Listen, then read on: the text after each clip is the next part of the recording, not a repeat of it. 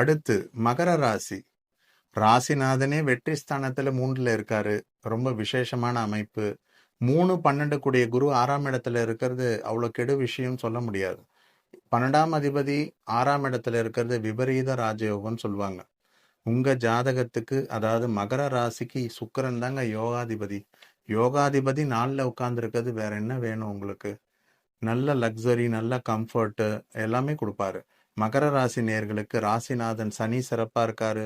சுக்கிரன் தொழில் ஸ்தானத்தை பார்க்குறாரு. ஸோ உங்க வருமானம் பெருக போகுது, தொழில் வளம் பெருக போகுது, எல்லாமே இருக்கு. ஆனால் இந்த செவ்வாய் சனி 3ஆம் இடத்துல இருக்கிறது ஆரம்ப ஒரு மாதம் மிக கவனமா இருக்கணும். கண் திருஷ்டி படுற மாதிரி எந்த விஷயத்திலையும் கலந்துக்க கூடாது, நடந்துக்க கூடாது. இந்த மகர ராசிக்கு ஒரு சின்ன எச்சரிக்கையா இருக்கட்டும். மற்றபடி ராகு கேது அவ்வளோ பயப்படுற மாதிரி ஒன்றும் இல்லை.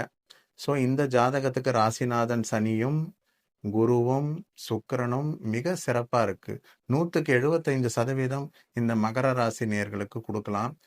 மகர ராசிக்கு ஆரம்ப கல்வியில் இருக்கிறவங்களுக்கு, அதாவது குழந்தைகளுக்கு, இந்த ஒரு 7th 8th இருக்கிறவங்களுக்கு இந்த செவ்வாய் சனி ஒன்றா இருக்கிறதால கொஞ்சம் ரொம்ப சேட்டை அதிகமாக இருக்கும். ஆரம்ப கல்வியில் கொஞ்சம் நிதானமாக இருக்கும். இந்த செவ்வாய் மே மாதம் விலகி போன பிறகு கல்வியில் ஒரு தரமாக இருக்கும், ரொம்ப சிறப்பாக இருக்கும். அதே மாதிரி செவ்வாய் சுக்கிரனோட சேர்றது மிக உன்னதமான அமைப்பு. ஸோ மகர ராசி நேர்களுக்கு தொழில் வளம், பொருள் வளம், தேக ஆரோக்கியம் எல்லாமே சிறப்பாக இருக்கும். ஒரு எச்சரிக்கையான விஷயம் என்னன்னா, கண் திருஷ்டி படாம மகர ராசி நேர்கள் நடந்துக்கணும். மற்றபடி எல்லாமே ரொம்ப சிறப்பாக இருக்கு. இடமாற்றம் கூட ரொம்ப பாதகமாக ஒன்றும் இல்லை, சாதகமாக தான் இருக்கு. ஸோ மகர ராசிக்கு சனியும் குருவும் மிக மிக முக்கியமான விஷயம். சுக்கிரன் ரொம்ப உன்னதமா இருக்காரு.